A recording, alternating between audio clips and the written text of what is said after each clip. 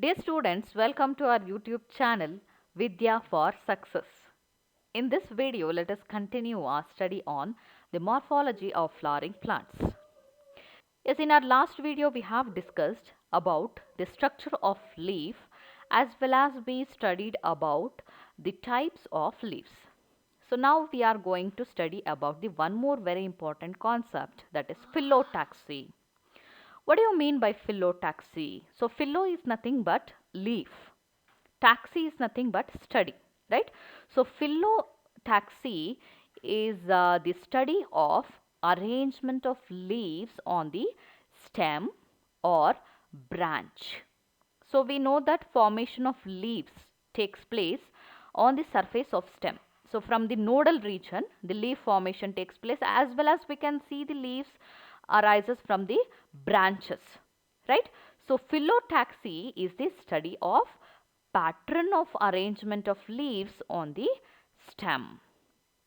According to the phyllotaxy, the leaves are arranged in different pattern on the branches or stem. So there are three types of phyllotaxy can be seen in the plants.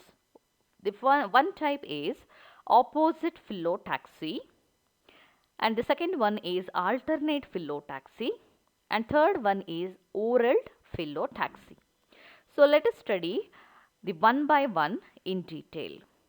So what do you mean by opposite phyllotaxy? So the name itself telling the pattern of arrangement. Opposite nothing but a pair of leaves are opposite to each other, right? So in case of opposite phyllotaxy, from each node of the stem, pair of leaves are get arises. So these pair of leaves are exactly opposite to each other, right? So such a type of arrangement is called as opposite phyllotaxy. A pair of leaves arises from each node and lie opposite to each other. So this kind of arrangement is known as opposite phyllotaxy. So we can see the opposite phyllotaxy in calotropis and guava plant. So these are the familiar plants showing opposite phyllotaxy. So in the guava plant, in the diagram you can notice that this is the guava plant. So where the leaves, a pair of leaves arises from the each nodal region. So both the leaves are exactly opposite to one another. So this kind of arrangement we are called as opposite phyllotaxy. And the second type of phyllotaxy is alternate phyllotaxy. So that the leaves are arranged in which pattern? Alternatively, right? So in this case, only one leaf arises at each node. So at each node only single leaf arises, right? And they are arranged alternative with one another. So from one node one leaf arises from the left side, means from the adjacent node a single leaf arises from the right side. So like this, alternatively the leaves are arranged on the stem. So this pattern of arrangement is called as alternate phyllotaxy. So you have to remember the number of leaf formed from each of the node here. So only one leaf arises at each node and they are arranged alternatively with one another. So best example of plants showing alternative phyllotaxy are, one is China rose. So in the diagram you can notice this is the China rose where the leaves are arranged alternatively. So from one node one leaf arises from the left side, and from the adjacent node one more leaf arises from the right side. Like this, alternatively the leaves are arranged on the surface of stem. Then the one more plant showing the alternative phyllotaxy is mustard, then sunflower plant. So these are the examples of plants, they are showing alternate phyllotaxy. Then the third one is whorled phyllotaxy. What do you mean by whorled? So whorl is nothing but like a ring, right? So in the whorled phyllotaxy, more than 2 leaves are arises from a single node. So if you look into the single node, more than 3 leaves are arises, so that they are present in the form of ring around the nodal region, so that they completely covers the nodal region, because the number of leaves are more and they are arranged orally on around the nodal region. So this type of phyllotaxy is called as oral phyllotaxy, right? So more than 2 leaves arises from each node and form a oral, right? It is called oral phyllotaxy. So the best example of plant showing the oral phyllotaxy is Alstonia. You can look into the diagram. So this is the plant. The name of the plant is Alstonia, and you can notice the nodal region, and from the single nodal region more than 2 leaves are raised, so that they are arranged in the form of oral. That means they form their own ring around the nodal region. So because of this characteristic appearance, the phyllotaxy is called as oral phyllotaxy, right? So these are the 3 different types of phyllotaxy in different types of angiospermic plant. So what do you mean by phyllotaxy? So phyllotaxy is nothing but the arrangement of leaves on the stem or on the branches. What are the types of phyllotaxy? There are 3 types of phyllotaxy are there: opposite, alternate and oral phyllotaxy. So children, this is very important concept for the point of examination, and it is very easy also for understanding. So you have to learn the definition of each type of phyllotaxy with example each. Right? Yes, let us move to the next concept, that is modifications of leaves. What do you mean by modifications? So before moving to the modifications, first we have to understand the basic function of leaves. So what is the main function of leaves in plant? So leaf is the flattened part of the plant. It is green in color because it consists of chlorophyll pigment, right? So because of the chlorophyll pigment, this organ synthesizes its own food material by a process called as photosynthesis. So leaves are the organ where the photosynthesis takes place in the plant, right? So this is the main function of leaves in all the plant. In some cases, in some of the plants, leaves are get modified to perform function other than photosynthesis. It may be for storage of food, or it may be for giving support or protection. So leaves in different plants showing some modifications, right? So such leaves are called as modified leaves. Clear? So in some plants, leaves are showing modifications to perform function other than photosynthesis. Yes, now let us study about why actually leaves are showing modification. What are the types of modified leaves in plants? So one such modification can be seen in the leaves is storage leaves. So in some of the plants, the leaves are modified for the storage of food material, right? So the main function of leaf is nothing but the photosynthesis, right? In this case, instead of photosynthesis, the leaves are modified for the storage of food material. Yes, in which plant we can see the storage leaves? The best example is in onion and garlic. So onion and garlics are the storage leaves. You can see the onion, we have the different layers, right? So the outer layer, next to that one more, like this many layers are present, right? So each layers in the onion are nothing but leaves. They are modified leaves. So why the leaves are modified? They are modified for the storage of food material, and small quantity of water is also get stored. So you might have seen or not, onion is an underground part of the plant. So it grows in the soil region, in the ground region. So the leaf of the plant is actually get modified. They are spirally arranged one by one by storing lots of food and water in it, right? So because it is growing in the underground region, it is called as a bulb.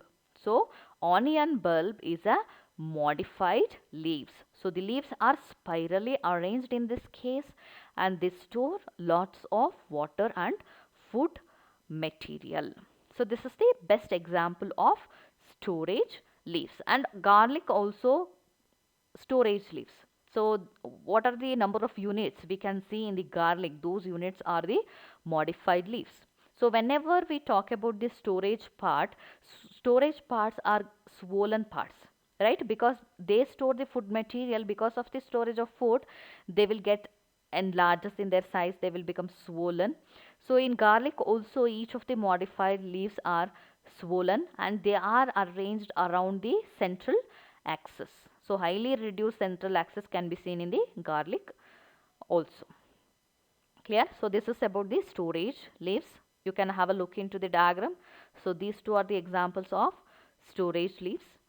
Then one more modification of leaf is can be seen in the insectivorous plants. So insectivorous plants showing the modified leaf lamina. So the best example of plants are pitcher plants and Venus fly. So in these two plants, the leaves are get modified in order to catch the insects, because they do not get the nitrogen in a sufficient amount. So in order to get the nitrogen in the sufficient amount, their lamina is get modified in order to digest the insects. Clear? Because they are satisfying their nitrogen requirement by digesting insect. So that in order to catch the insects, the lamina, leaf lamina of pitcher plant as well as the Venus fly, they are get modified into a pot like structure. So in the pitcher plant we can see a pot like structure, that is actually the modified part of the lamina. So that pot shaped structure consists of lid, and within that modified part, digestive enzymes will be present. So the digestive enzymes in the modified leaves uh, release some kind of aroma. So because of that aroma, so the leaves are, insects are get attracted, and they will come and roam around the neck of the modified lamina. So they will get into the modified pitcher, and the lid will get closes, and the digestive enzyme completely digest the insect. So this is how the pitcher plant catch the insect by attracting them by releasing some kind of aroma by its digestive juice. So the Venus fly is also showing the modified leaf lamina in order to catch the insect. So this is also one more modification of leaf can be seen in some kind of insectivorous plant. Clear? So here the purpose of modification is to trap the insect. And few more modifications of leaves are, one is for support. So in order to give support, the leaves are modified into tendrils. What do you mean by tendrils? So tendrils are highly coiled structures. So they are the spring-like structures. So in this case, the tendrils formation takes place from the leaves, because we are studying about the modifications of leaves, right? So the tendril formation takes place from the tip of leaves in case of pea plant. So pea plant is a small plant. So this need a support to the aerial part. So in order to give support to the aerial part of the plant, this leaf tip is highly coiled into a spring-like structure that is called as tendrils. Clear? So a part of leaf in the pea plant is modified into coiled structure. So why this structure formation takes place? What is the use of tendril? So tendril gives support. That means it helps the plant to climb with the adjacent plant, right? So this is how the modified leaves give support to the plant. So the best example of leaf modification can be seen in the pea plant. So in the pea plant, the tendril formation can be seen. It give a kind of support to the aerial part of the plant. So you can notice in the diagram. So this is the pea plant where the leaf tip is get modified into coil structure called as tendril to give additional support to the aerial part of the plant. Then the one more modification of leaf is for giving protection. So for giving protection to the plants, leaves are get modified into spines. So what are spines? So spines are the prickling structures. So how we have studied the formation of thorn on the surface of stem. In the similar way, there is a prickling structures. They are arises from the plant. Spines are nothing but the modified leaves. Clear? So this is not a kind of stem modification. This is a leaf modification. So spine formation can be seen in some of the xeric plants. So the best example is cactus. So cactus is a xeric plant, right? So this plant is showing modifications. So here the stem is modified into leaf-like structure. So what are the fleshy parts we are observing in the cactus plants? Those are not a leaf. They appears like leaf. They are not exactly the leaves. Clear? They are the modified stem for the storage as well as for photosynthesis. And on the surface of that modified stem, we can observe the prickling structure. Those are nothing but the modified leaves. Clear? So because they are formed from the nodal region, you can observe in the diagram. So on the surface of the cactus, we can find the spines. So spines are arised actually from the nodal region. So why the node is present? What is the function of node? So node is the region of stem from where the leaves are formed, right? In cactus plants, leaves are not formed from the nodal region. Instead of that, the spines are formed in order to give protection to the plant. So this helps in reducing rate of transpiration.